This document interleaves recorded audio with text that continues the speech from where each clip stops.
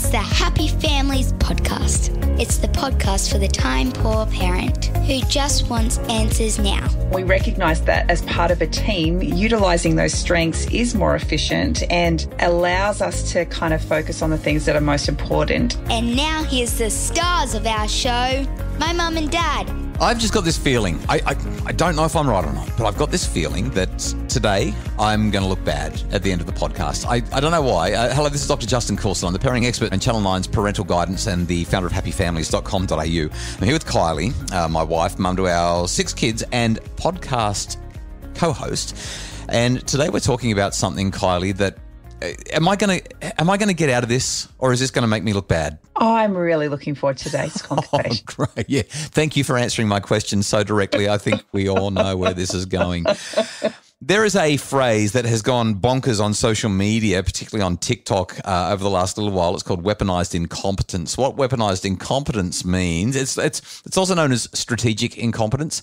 It's basically when you pretend that you're not very good at something so that you don't have to do it. It's a way of saying, oh, I'm no good at that. I can't do that. And the person that you're saying it to says, fine, it's just going to be easier if I do it anyway. Weaponized incompetence is what some people do so they can get out of doing work. I mean, some people, I think every child that ever was yes. has gone to weaponized incompetence school. Well, as you know, as we're living in separate homes right now with the never-ending move that's going on for us, I'm living at home with our 19-year-old daughter, and she doesn't know how to do anything. I'm finding that I'm doing everything. She can't cook. She can't do anything. I don't believe that it's a fact. I think that she's weaponized her incompetence against me so that Dad will do everything that she's used to having Mum do for her.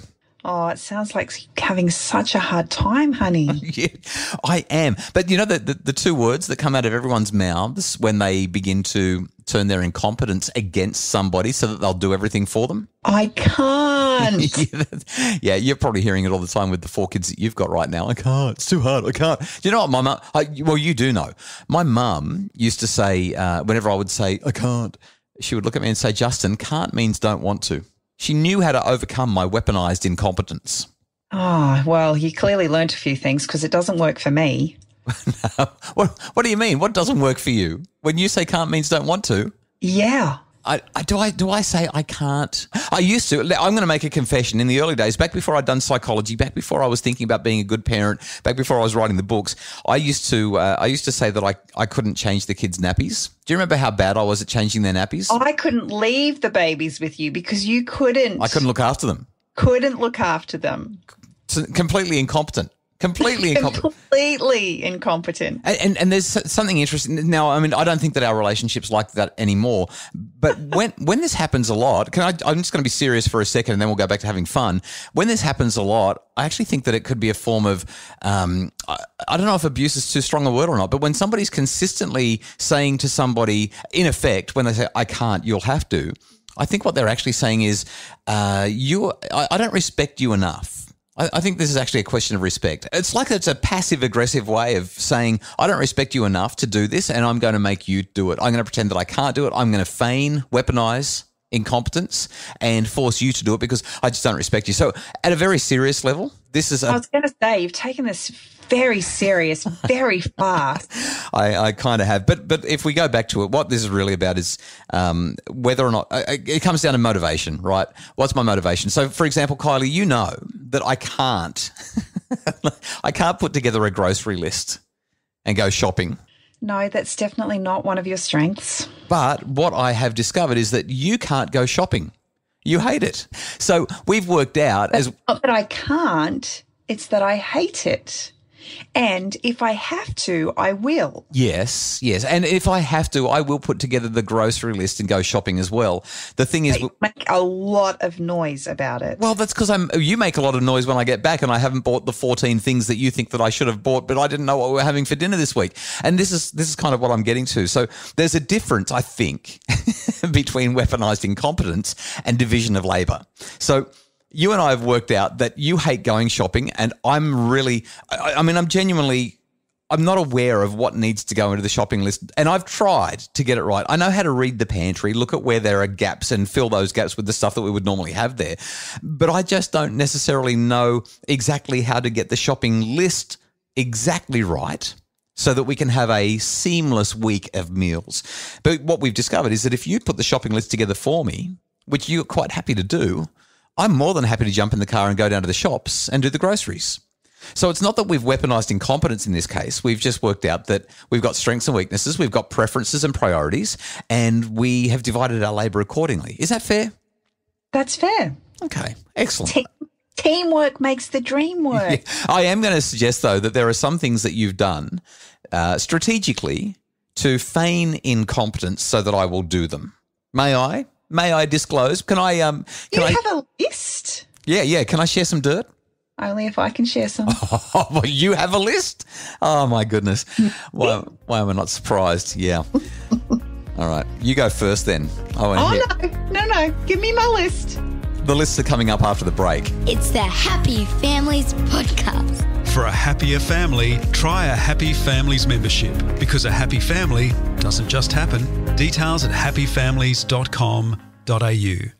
It's the Happy Families Podcast, the podcast for the time-poor parent who just wants answers now, and I'm wondering what this list is. How long has it taken you to create this list? Actually, it was pretty hard. There's very little that you do to feign incompetence. I've got a couple of things for you. The rubbish bins. Yeah, I'm really not good at taking the rubbish bins out. So terrible. You know what happens when it's your job, your week, your time, if I'm not around and you've got to take the rubbish bins out? We do a sprint. This morning we had to do a sprint. And the problem down the stairs without shoes on, and the wheel of the rubbish bin fell off as I was trying to drag it just in time for the truck to arrive right in front of me. Yeah. And how many times have you forgotten entirely when it's like, this is weaponizing incompetence, right? Justin, it's your job to do the bins. That's really what you're saying. Yeah, kind of. Okay, car stuff. How often do you fill up the car, put petrol in the car? Well, at the moment, I'm doing it every week, thank you very much, because where are you? Well, it's funny you say that, because I've been filling your car up whenever we drive it, and I'm on the coast with you as well. So, but did you say you've been driving my car? Okay. I don't get a look in when you're here. You feign incompetence when it comes to driving. I'm the only one who can drive the right way. I'm the only one that can park the right way. Well, that might be because I have a backseat driver. Right. I might have you in the car. Gosh. Okay, so let me give you, in all seriousness, I think the only time that you've feigned incompetence is when it's time to call somebody. You don't like making phone calls. You don't like organising those kinds of things, whether it's play dates for the kids or whether it's a doctor's appointment. It's just not your thing. You don't like doing that. Fair? Fair. Okay. I have 3 ways that we can overcome what might be legitimate weaponised incompetence.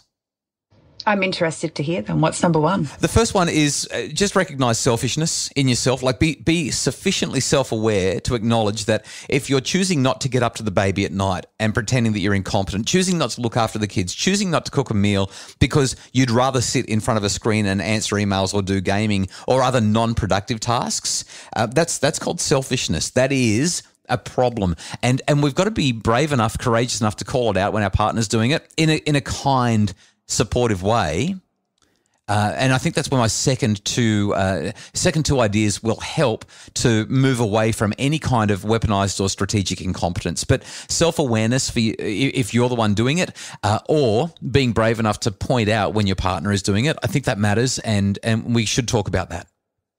You know, we've talked a lot about competence as we've been having a little bit of fun together. And I just wonder sometimes what it actually says to our partners when, in spite of our incompetence, we actually give something a go. You know, we're not great in the kitchen, but we know that our wife or our partner is just tired and has had a rotten day. And what does it actually say to her for you to say, you know what, I've got it tonight, and it might just be eggs on toast or, you know, spaghetti out of a can or whatever, but you do what you can to actually alleviate and support. Yeah, for sure. It comes down to motives again. That's what it really is, selfishness or selflessness. And my second idea, if you're dealing with somebody who does weaponize their incompetence, if they say, I can't, I don't know how, I reckon there's a couple of words like Google it that might help. what you're effectively doing when you say that, and you don't have to say those words because Googling it might not be the way forward, but say to them, what do you think you can do about that? Or, well, I'm going to leave it up to you, or I trust you, or I believe in you. If it's minding the children and a partner says, I can't, I'm no good at this, you can say, well, today is going to be a day where you're going to have to just work it out, or I believe in you, or, well, let's talk about some contingencies in case things don't go well, but it's on you.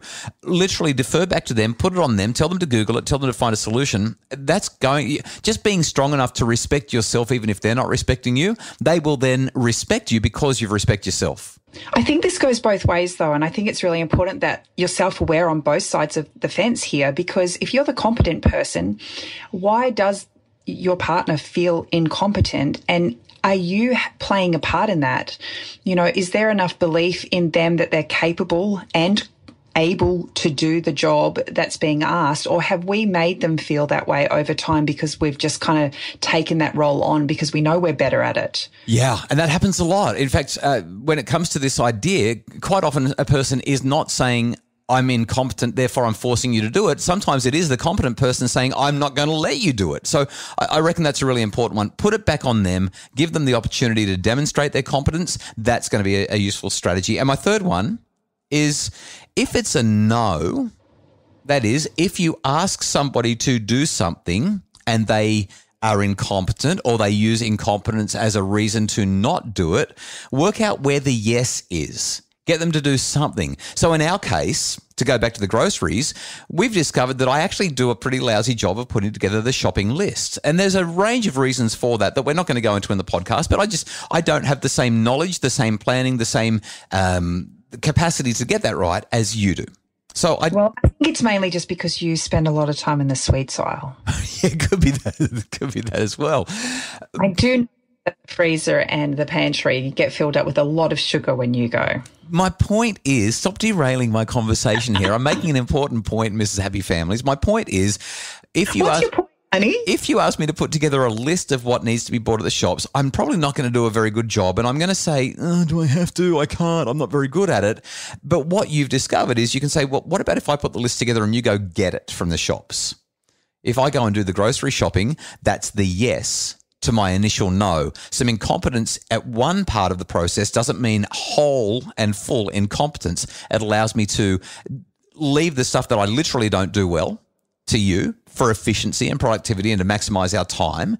But it also then gives you the chance to refer me to what I can do completely capably, so that you've now freed up some time in your life to do things that are important to you.